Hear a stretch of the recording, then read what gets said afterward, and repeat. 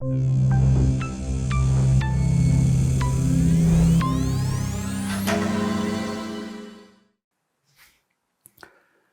안녕하십니까. 저는 마이크로소프트에서 보안 사업을 총괄하고 있는 신호철입니다.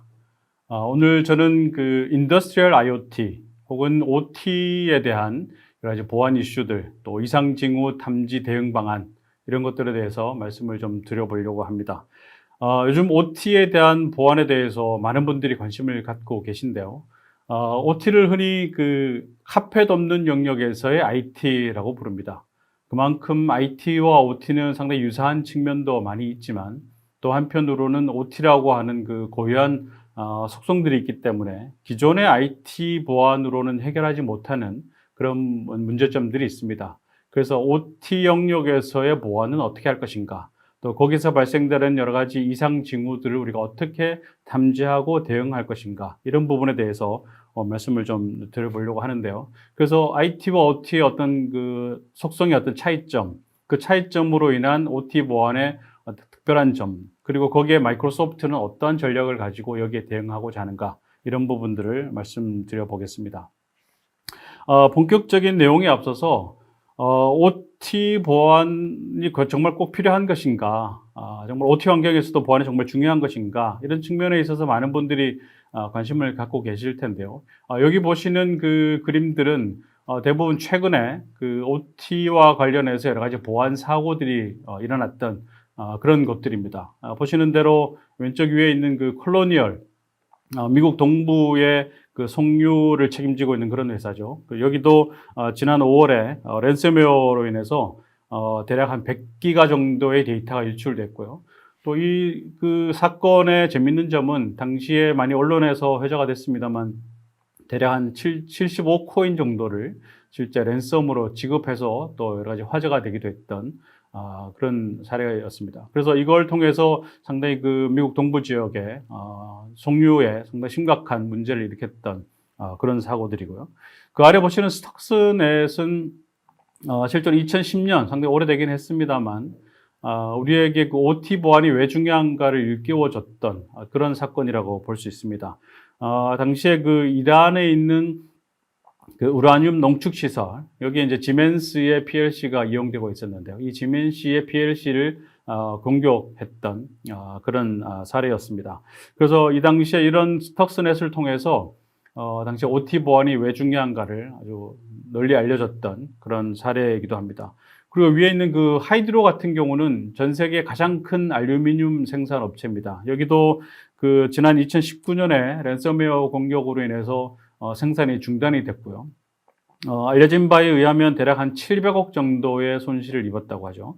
그리고 한 9개월에 걸쳐 완전 복구하는 데까지 한 9개월 정도 시간이 소요됐다고 합니다. 더구나 한 가지 특징적인 것은 이 당시에 이 하이드로의 그 생산 중단으로 인해서 전 세계 알루미늄 가격이 또 상승하는 그런 그 경제적인 피해까지 있었던 그런 사례고요. 뭐 TSMC도 마찬가지입니다. 대만에 있는 이 반도체 회사, 저희가 잘 알고 있는 회사인데요. 여기도 2018년에 직원이 그 생산 라인 PC에 USB를 연결하면서 거기 악성 코드가 감염이 됐었고요. 그걸로 인해서 전 세계 한 3개 공장이 생산이 중단되면서 하루에 대략 한 100억 정도의 손실을 입었다고 그렇게 알려져 있습니다.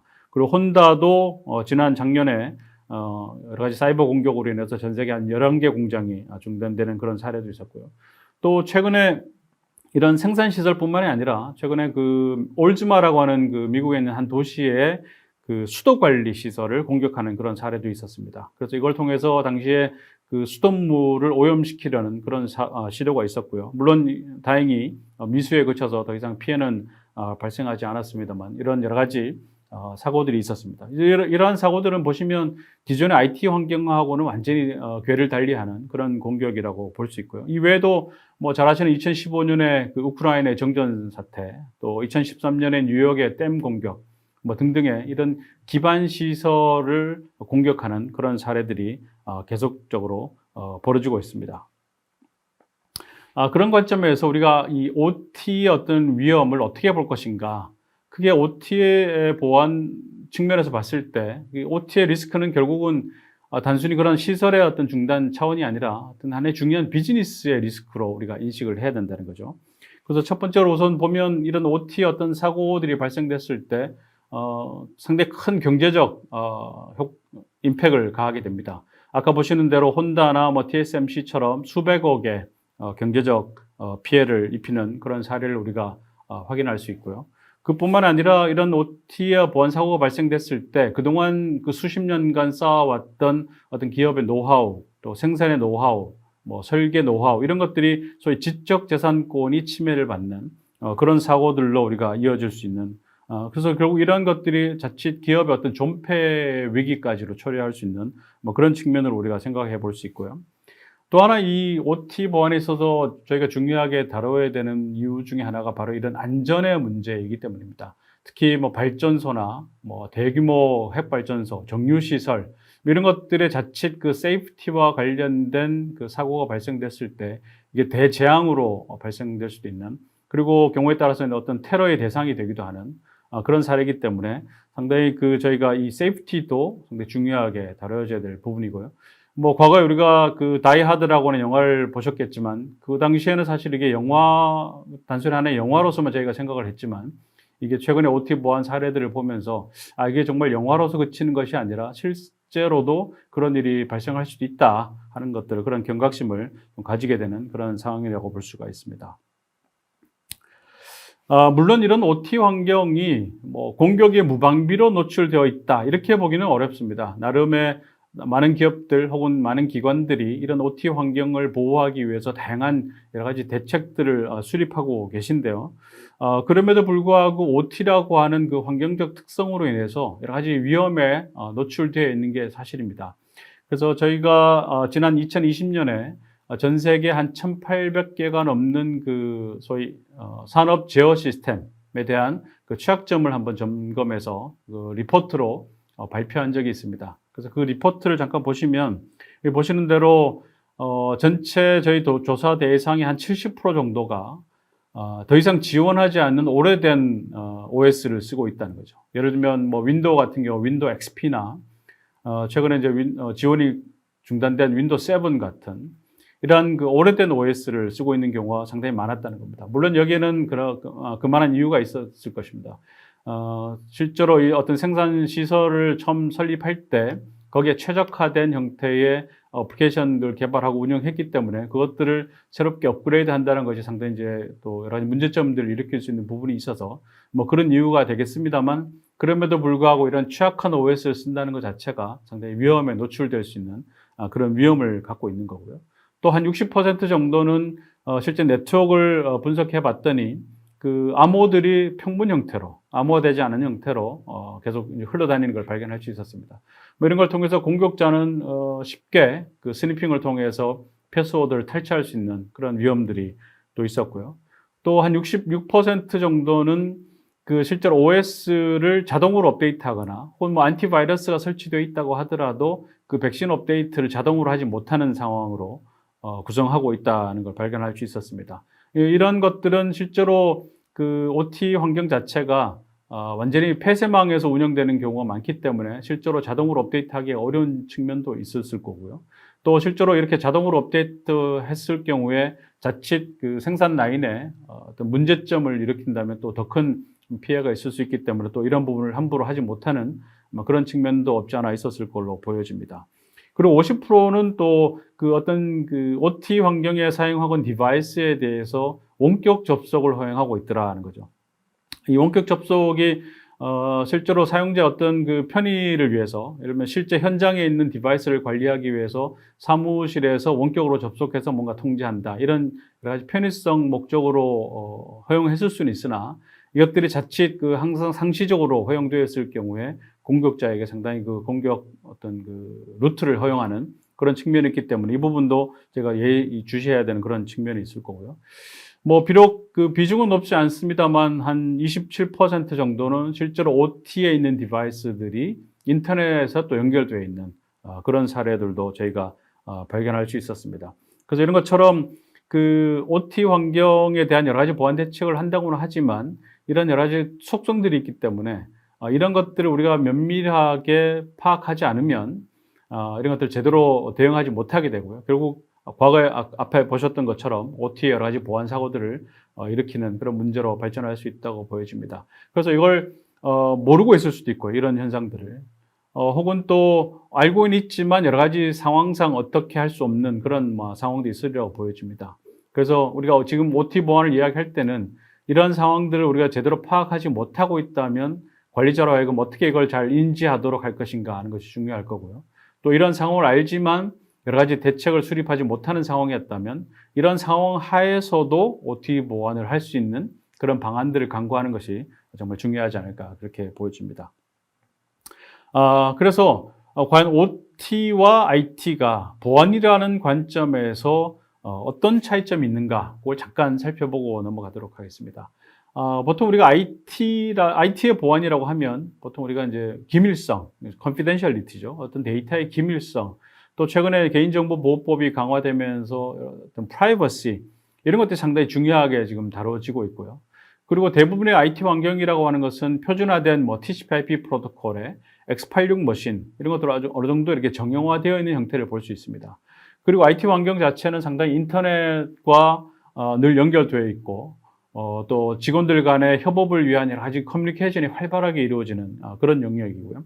그러다 보니까 다양하게 여기에 필요한 심층 방어, 방화벽부터 DLP나 안티바이러스 등등의 상당히 많은 여러 가지 그 보안 대책들이 수립되어서 운영되고 있는 게 사실입니다. 근데 한편 이제 OT 환경을 보시면 아까 앞에서 보셨듯이 OT의 가장 큰 중요한 목적은 이런 confidentiality보다도 오히려 더 중요하게 다뤄지는 부분이 바로 이런 가용성, availability나 혹은 safety입니다. 그래서 실제로 생산 라인이 중단됐을 때 그 기업이 갖는 혹은 그 기관이 갖는 그 피해 규모라고 하는 것이 엄청나기 때문에 항상 이 가용성을 최우선으로 할 수밖에 없죠. 그리고 안전, 이것들을 최우선으로 한다는 그런 그 목적하는 바에 있어서 좀 분명한 차이가 있고요.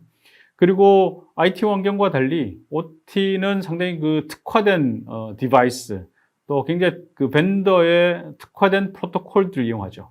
그래서 우리가 알고 있는 TCP/IP 이런 프로토콜이 아니라 뒤에서 잠깐 살펴보겠습니다만 그 벤더가 그 목적에 맞게 새롭게 만들어진 그런 전용의 프로토콜을 쓰는 경우가 많습니다. 그러다 보니까 기존의 IT의 어떤 솔루션, 특히 IT의 보안 솔루션으로는 이러한 전용의 디바이스와 전용의 프로토콜을 지원하지 못하는 그런 문제점들이 계속 나타나고 있는 부분이고요. 그리고 많은 경우에 대부분의 경우에 이런 OT 환경은 보통 폐쇄망으로 구성이 되어 있습니다. 그리고 그렇게 구성을 하죠. 그러나 아까 앞에서 서베이에서 보셨듯이 대략 한 30% 가까운 그 비중이 인터넷에 연결되어 있는 거 우리가 볼 수 있는데요. 그러나 어쨌든 전통적으로는 그 OT 환경이라고 하면 이렇게 망이 분리된 그런 폐쇄망에서 운영되고 있는 게 사실입니다. 그러다 보니까 우리가 자동으로 윈도우를 업데이트 한다든가 하는 것들이 굉장히 한계를 가질 수밖에 없는 그런 상황이고요. 그리고 그동안에 지난 수십 년간 그런 OT 환경을 운영하면서 어떤 보안에 대한 대책이나 어떤 리스크에 대한 어떤 비저빌리티를 확보한다는 것이 현실적으로 굉장히 어렵습니다. 그리고 많은 경우에 저희가 서베이한 걸 보면 실제로 어떤 그 OT 환경의 디바이스들이 얼마나 있는지 그 자산 파악조차 잘 되지 않는 경우들이 많이 있어서 이런 것들이 어떻게 보면 보안이라는 관점에서 OT와 IT가 좀 차별화되는 그런 측면이고요. 그래서 우리가 이런 OT의 환경을 잘 이해해야만 거기에 맞는 OT 보안을 수립할 수 있다. 이렇게 볼 수 있을 것 같습니다. 자, 그런 관점에서 지금 최근에 많은 기업들이 이런 OT 보안에 대해서 관심을 갖고 어떻게 할 것인가를 대책들을 많이 수립하게 되는데요. 그러나 지금까지 보면 그 OT 환경이라고 하는 것은 주로 그 산업 쪽, 생산 설비 쪽 담당 임원들이 주로 책임을 갖고 운영을 해왔습니다. 그리고 IT는 요즘 이제 CISO라고 하는 전문 그 보안 전문 임원이 있기 때문에 CISO가 주로 IT 영역을 담당해 왔고요. 그러나 최근에 이제 이런 OT의 보안 이슈가 점점 더 중요해지면서 과연 이 IT와 OT의 각각의 보안을 누가 오너십을 가지고 진행할 것인가에 대한 논의들이 활발하게 진행이 되고 있습니다. 앞에서 보신 것처럼 OT 환경에서도 계속 보안 사고는 발생하고 있고요. 그러나 실제로 그 기존의 보안을 담당하는 CISO 입장에서는 그 OT 환경에 대한 비저빌리티가 상당히 떨어지고 또 실제로 OT 환경에 뭔가 보안을 하기 위해서 보더라도 디바이스 자체도 전용 디바이스에 또 완전히 새로운 프로토콜에 거기에 우리가 에이전트를 설치할 수도 없고 패치를 함부로 할 수도 없고 그러다 보니 그러나 보안 사고는 계속 발생하고 그리고 거기 그걸 전문으로 하는 전문가들도 상당히 부족하고 그래서 지금 상당히 이 OT 보안을 누가 어떻게 할 것인가 이 오너십 문제가 상당히 활발하게 논의가 되고 있고요. 그러나 대체적인 추세를 보면 보안이라고 하는 관점에서 CISO가 IT와 OT 전체를 아우르는 형태로 보안을 책임지는 그런 모델로 점차 전환돼 가고 있는 게 아닌가 그렇게 보여집니다. 그렇게 하기 위해서는 당연히 그 기존의 IT 보안을 담당했던 그 소위 관제센터, 우리 SOC에서 OT 보안에 대한 여러 가지 정보들도 확인하고 거기에 문제점들을 계속 발견해내고 대응할 수 있는 그런 체계를 만드는 것이 상당히 중요해지는 거고요. 또 그렇게 할 수밖에 없는 이유 중에 하나가 대부분의 지금까지 알려진 여러 가지 그 OT의 보안 사고들을 보면 OT 환경을 직접 공격하는 경우도 있지만 대부분 이렇게 망이 폐쇄된 형태로 운영이 되다 보니까 결국은 IT망을 통해서 OT를 공격하는 경우가 상당히 많이 있습니다. 그러니까 그런 관점에서 봤을 때는 결국 IT와 OT 보안을 통합해서 모니터링하고 관리할 수밖에 없는 그런 측면이 분명히 있다고 보여지고요. 또 하나 최근에 그 보안에서 가장 많이 이야기되는 키워드 중에 하나가 바로 이 제로 트러스트인데요. 특히나 작년부터 우리가 팬데믹 상황을 겪으면서 소위 하이브리드 워크 환경이 되다 보니까 소위 생산성과 보안성을 동시에 달성할 수 있는 여러 가지 방안들에 대한 고민이 많고요. 그런 것 중에 하나가 바로 이런 제로 트러스트인데요. 근데 OT 보안에서도 결국 이런 제로 트러스트의 개념을 우리가 어떻게 잘 적용해서 보안을 강화할 것인가. 그러니까 생산 업무의 효율성과 보안성을 동시에 달성할 수 있는 방안이 없을까. 이런 것들을 같이 이제 고민하는 형태라고 볼 수가 있을 것 같습니다. 그래서 오늘 잠깐 그럼 제로 트러스트란 뭐냐를 잠깐 언급하고 넘어가도록 하겠습니다. 사실 제로 트러스트는 오래된 단어입니다. 한 10여 년 전에 이미 많이 언급이 됐었습니다만 본격적으로 좀 집중을 받기 시작한 거는 아까 말씀드린 것처럼 최근의 어떤 상황이라고 볼 수 있습니다. 이런 팬데믹 상황을 겪으면서 직원들이 재택근무를 하게 되고 다양한 커뮤니케이션과 콜라보레이션이 이루어지면서 과연 우리가 보안이라는 것과 어떤 생산성이라는 것과 이런 것들을 동시에 좀 달성할 수 있는 방안이 없을까라는 고민에서 제로 트러스트가 상당히 중요하게 지금 다뤄지고 있는데요. 마이크로소프트도 모든 보안에 있어서 대원칙을 이런 제로 트러스트로 두고 있습니다. 그래서 마이크로소프트가 제시하는 제로 트러스트의 한 3가지 원칙이 있는데요. 첫 번째가 확실하게 검증해라. Verify explicitly. 그러니까 확실하게 검증하라는 거고요. 두 번째가 최소 권한을 허용하라는 거고, 세 번째가 항상 침해를 가정하라는 겁니다. 그러니까 확실하게 검증하라고 하는 것은 어떤 검증되기 전에는 반드시 허용하지 말고 허용된 이후라고 할지라도 어떤 상황이 변했을 때는 반드시 검증을 하라는 겁니다. 그래서 사용자의 위치가 바뀌었다든가 사용자가 평소에 회사의 디바이스에서 개인 디바이스로 전환을 한다든가 하는 여러 가지 상황이 변화됐을 때 그 상황 변화에 맞게 철저하게 검증하고 검증된 이후에만 해당되는 권한을 수행할 수 있도록 하라는 측면이고요. 또 하나는 최소 권한을 부여하라는 것은 보통 저희가 보면 어드민이나 루트 권한을 항상 이제 이렇게 이용할 수 있도록 하는데요. 그렇게 하지 말고 꼭 필요한 시점에 소위 이제 just in time으로 필요한 시점에 필요한 권한을 허용하고 그렇지 않은 경우라면 그 권한을 이용할 수 없도록 제한하는 그런 형태로 운영을 해야 된다는 거고요. 침해를 가정하라고 하는 이야기는 우리가 이제 화재를 한번 예로 들어 볼 수 있는데 우리가 화재 경보를 화재에 대한 여러 가지 대비를 한다고 봤을 때 보통 우리가 이렇게 하죠. 화재가 만약 이 자리에서 발생한다면 우리가 이 화재를 얼마나 빨리 감지할 수 있는가. 그리고 그 발생된 화재를 어떻게 추가적으로 확산되는 것을 막을 것인가. 여기에 초점을 맞춰서 여러 가지 화재 설비들을 대응 설비들을 하게 되는데요. 보안도 마찬가지입니다. 만약 여기서 어떤 보안 사고가 났을 때 우리가 얼마나 빨리 이거를 감지할 수 있느냐가 첫 번째가 될 거고요. 그리고 그 감지된 보안 사고가 다른 쪽으로 더 확산되지 않도록 우리가 어떻게 이걸 잘 막아낼 것인가. 이런 것들이 굉장히 중요하게 다뤄져야 된다는 거죠. 그래서 저희는 이제 이걸 침해를 가정하라 이렇게 부르고 있는데요. 그래서 이런 3가지가 제로 트러스트에 있어서 굉장히 중요하게 다뤄져야 될 원칙이고 OT 보안에 있어서도 이러한 그 검증하는 거, 최소 권한을 부여하는 거, 침해를 가정하는 것 이런 제로 트러스트의 원칙이 적절하게 적용될 필요가 있다 이렇게 보여집니다. 뒤에서 그 부분은 다시 한 번 더 말씀을 드리겠습니다. 그런 관점에서 최근에 이 OT 보안과 관련해서 미국의 그 CISA, 그러니까 Cyber Security and Infrastructure Security Agency죠. 여기서 작년에 이제 보고서를 하나 낸 게 있습니다. 그 보고서를 보면 어떤 공고를 하고 있냐면 우선 그 사이버 공격자들은 소위 핵심 시설, 여기는 이제 크리티컬 인프라스트럭처 이렇게 표현을 했는데요. 핵심 시설에 대한 공격은 지속적으로 더 정교하게 이루어질 거다라는 걸 전제로 하면서 우리가 이 OT라고 하는 환경에 대한 보안을 위해서는 첫 번째 우선 그 OT 인프라스트럭처에 대한 전반적인 구성을 우리가 제대로 파악할 필요가 있다. 여기는 이제 맵이라고 표현을 했는데요. 인프라스트럭처 전반에 대한 정확한 그리고 상세한 구성을 우리가 파악할 필요가 있고요. 거기에 따라서 여러 가지 자산 정보들을 어셋 인벤토리를 정확하게 탐지해내고 거기에 어떤 위험 요인이 있는지를 항상 조사하는 게 필요하다라고 하고 있고요. 그리고 마지막으로 이러한 디바이스들의 행위를 지속적으로 모니터링해서 어떤 이상 행위들이 있을 때 그걸 바로 발견하고 대응할 수 있는 그런 체계를 갖춰야 된다라고 그렇게 권고를 하고 있습니다. 그래서 이러한 관점에서 OT 보안에 우리가 한번 생각해 볼 수 있고요. 그런 측면에서 보면 마이크로소프트는 그럼 과연 OT 보안을 위해서 어떤 것들을 제시하고 있는지를 잠깐 보도록 하겠습니다. 여기 보시는 대로 마이크로소프트는 이거를 이제 Azure Defender for IoT라는 이름으로 그렇게 지금 서비스를 제공하고 있습니다. 여기 이제 IoT라고 표시를 했는데요. 뭐 OT를 다 포함하는 그런 포괄적인 개념의 IoT라고 보시면 될 것 같습니다. 그래서 말 그대로 IoT 환경에서 어떻게 우리가 이 보안 이상 행위들을 다 참지하고 방어할 것인가, 디펜딩 할 것인가라는 측면에서 그렇게 지금 제품 이름이 선정되어 있는데요. 우선 그 Azure Defender for IoT를 본격적으로 말씀드리기 전에 전반적으로 마이크로소프트가 이야기하는 보안의 큰 틀을 한번 잠깐 말씀을 드리고 구체적인 사항으로 넘어가도록 하겠습니다.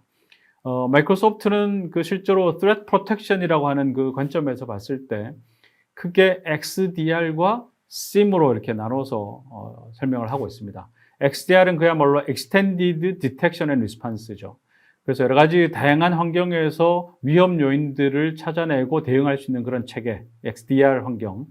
그리고 전반적인 조직의 어떤 그 관제, 시큐리티 오퍼레이션이라는 관점에서 모든 로그를 통합하고 상관 분석해서 대응할 수 있는 체계, 뭐 SIEM 혹은 SOA 이렇게 두 개로 나누는데요.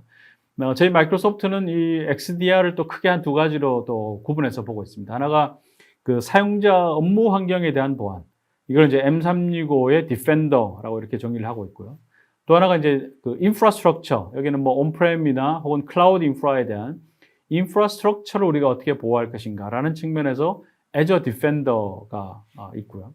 그다음 이런 전체를 아우를 수 있는 SIEM 혹은 SOA로서 Azure Sentinel 이렇게 구분을 해서 이런 세 개 축을 가지고 전반적인 보안의 어떤 틀을 구성해 나가고 있습니다.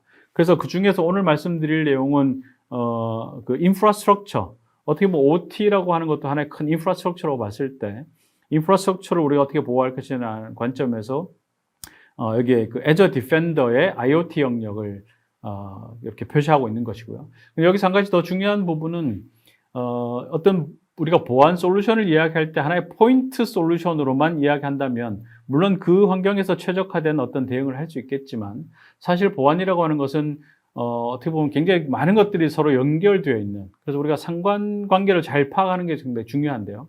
그런 관점에서 봤을 때 우리가 IT 영역의 이런 사용자 인바이러먼트 뿐만이 아니라 그 인프라스트럭처에서도 뭐 네트워크나 서버나 뭐 SQL과 같은 DB나 이런 것들을 종합적으로 소위 말해서 심리스하게 인테그레이션 할 수 있는 체계가 상당히 중요하다고 보여집니다.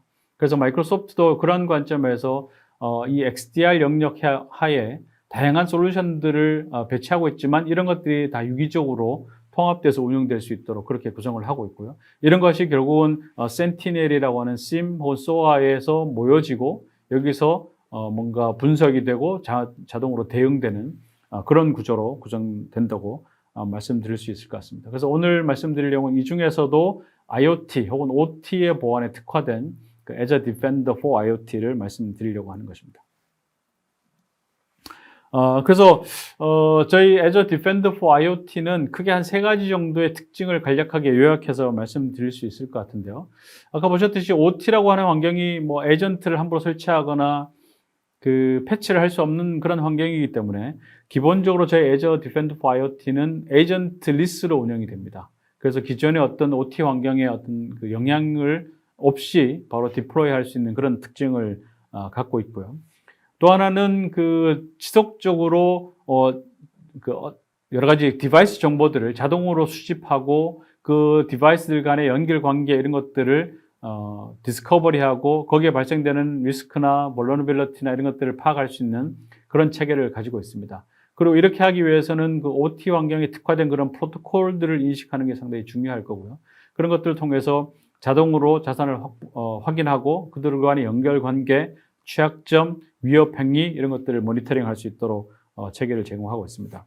그리고 IT와 OT를 서로 연결해서 종합적으로 그리고 통합적으로 보안을 모니터링할 수 있는 체계, 이걸 위해서 여러 가지 SIEM과의 연결 관계, 또 다른 여러 가지 툴들 간의 API를 통한 연계 이런 것들이 가능하도록 구성되어 있는 그런 솔루션이고요.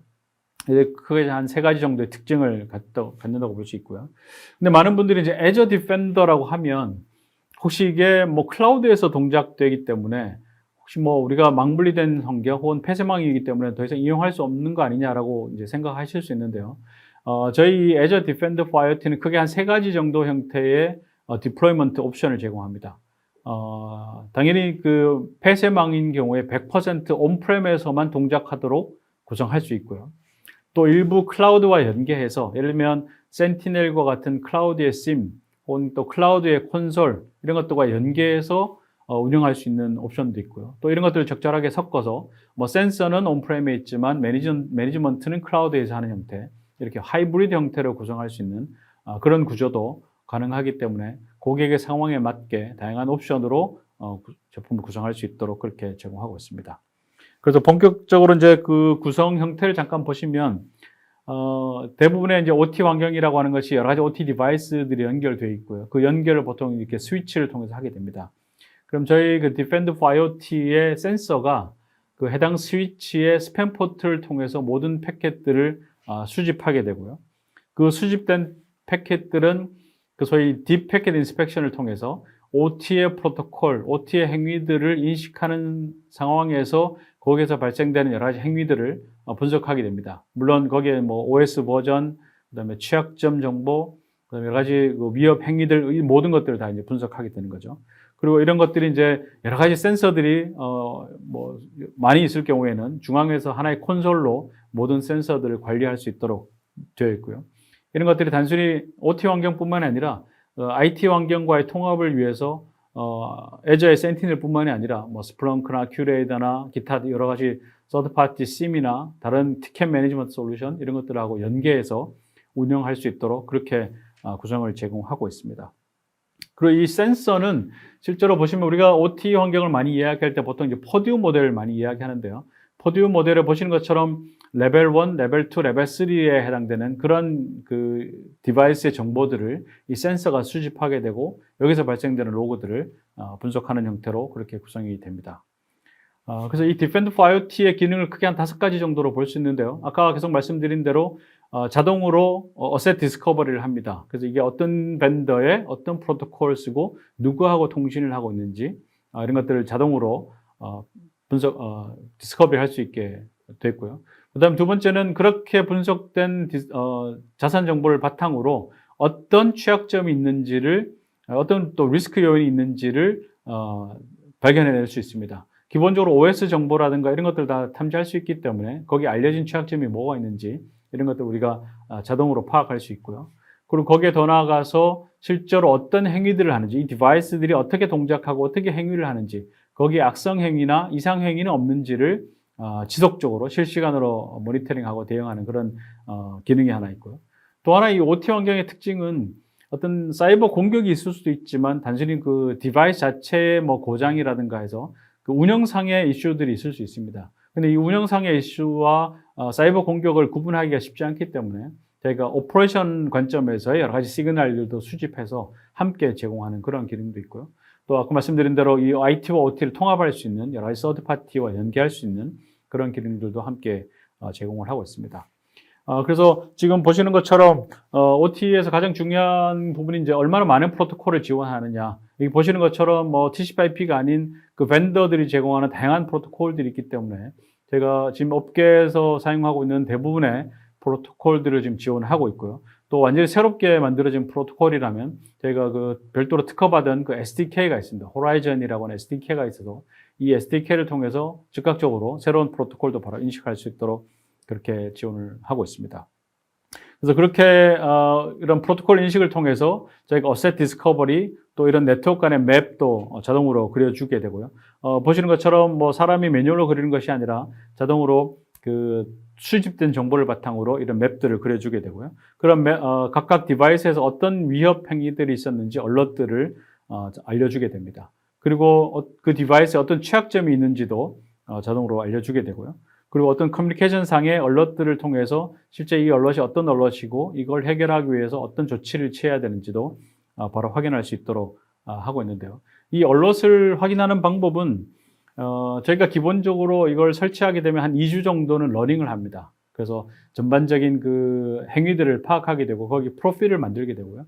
이 프로필을 통해서 일정 기간이 지난 이후에 프로필 대비 얼마나 이게 좀 이상한 행위를 보이는지를 여러 가지 엔진을 통해서 파악하고 어떤 이상 행위가 있다고 판단됐을 때 그걸 얼럿해주는 형태로 구성이 됩니다. 그래서 저희가 이제 사용하는 엔진이 크게 한 5가지가 있는데요. 뭐 행위에 대한 이상 행위, 그리고 프로토콜 바이올레이션, 뭐 또 폴리시 바이올레이션, 그다음 멀리어에 대한 디텍션, 그다음에 이제 오퍼레이션과 관련된 거, 크게 이렇게 한 5가지 엔진이 동작하면서 어떤 행위들을 계속 모니터링하고 얼럿을 알려주는 형태로 되어 있습니다. 그리고 또 하나 중요하게 보셔야 되는 게 그 오른쪽에 있는 섹션 52라고 하는 팀인데요. 이 섹션 52는 이전부터 이 OT에 전문화되어 있어서 여러 가지 그 위협들을 분석하던 그런 팀들입니다. 그래서 이 섹션 52가 지금 현재 마이크로소프트 내에 이런 위협 인텔리전스 팀에서 같이 합류해서 지금 여러 가지 OT에 특화된 위협들을 계속 연구를 하고 있고요. 보시는 것처럼 상당히 많은 그 제로데이 취약점들도 발견하고 있고요. 또 OT와 관련된 공격 캠페인들도 발견해서 계속 공유를 하는 그런 굉장히 중요한 역할들을 하고 있어서 이런 정보들이 실시간으로 계속 업데이트되고 있기 때문에 이런 것들을 통해서 좀 더 빠르게 위험 요인들을 발견해낼 수 있다라고 말씀드릴 수 있을 것 같습니다. 그렇게 해서 지금 발견된 뭐 여기 보이시는 거는 이제 예제들인데요. 실제 리얼타임으로 OT에 관련된 여러 가지 그 위협 경고들을 보게 되는데요. 보시는 것처럼 뭐 비인가된 디바이스가 연결이 됐다든가, 혹은 뭐 인터넷에 연결이 됐다든가, 혹은 뭐 PLC를 중단시키는 어떤 커맨드가 날아갔다든가. 그러니까 우리가 일반적으로 정상적이라고 볼 수 없는 여러 가지 위협한 행위들을 찾아내고 그걸 즉각적으로 얼럿해주는 그런 기능들을 갖고 있습니다. 오른쪽에 실제로 그 예시 화면을 보시면 이게 어떤 카테고리야, 이게 폴리시 바이올레이션인지 이상행위인지 카테고리별로 다양한 얼럿들을 보시게 되고요. 그 얼럿들은 실제로 상세한 내용을 추가적으로 하실 수 있습니다. 그리고 이 얼럿을 대응하기 위해서는 어떤 그 조치들을 취해야 되는지, 그리고 그 두 개의 디바이스 간의 커뮤니케이션 상의 문제가 있을 때 어떤 그 시계열로 어떤 이벤트들이 실제로 발생했는지를 우리가 타임라인으로 볼 수 있는 그런 기능들도 있고요. 또 실제로 두 디바이스 간의 정보를 우리가 P캡으로 확인할 수 있는 그런 정보들도 있습니다. 그리고 상당히 또 중요하게 보셔야 되는 기능 중에 하나가 바로 이 어택 벡터 시뮬레이션인데요. 이 어택 벡터 시뮬레이션은 그야말로 실제로 어떤 우리 PLC 디바이스를 공격할 수 있는지의 어떤 가능성을 시뮬레이션 해보는 겁니다. 물론 실제로 공격을 하거나 어떤 뭐 스캔을 하거나 하는 것은 아니고 어떤 그동안에 알려진 그 연결 정보, 그리고 또 취약점, 이런 것들을 통해서 실제 외부 공격자가 인터넷을 통해서 이러한 취약점을 이용해서 어떤 디바이스에 접속할 수 있는지를 우리가 시뮬레이션 해봄으로써 거기에 대한 대응을 바로 할 수 있도록 그렇게 정보들을 제공하고 있습니다. 그리고 이 Defend for IoT는 이거 자체만으로 구성되는 것이 아니라 다양한 서드파티 솔루션들하고 연계할 수 있도록 API를 다 제공하고 있습니다. 뭐 디바이스 정보나 이벤트 정보, 그다음에 여러 얼럿 정보 이런 것들을 통해서 여러 가지 뭐 데이터 웨어하우스 등 대시보드와 연계해서 이용할 수 있고요. 또 아까 말씀드린 대로 우리가 그 SIM하고 연계해서 이용할 수 있다고 말씀드렸는데요.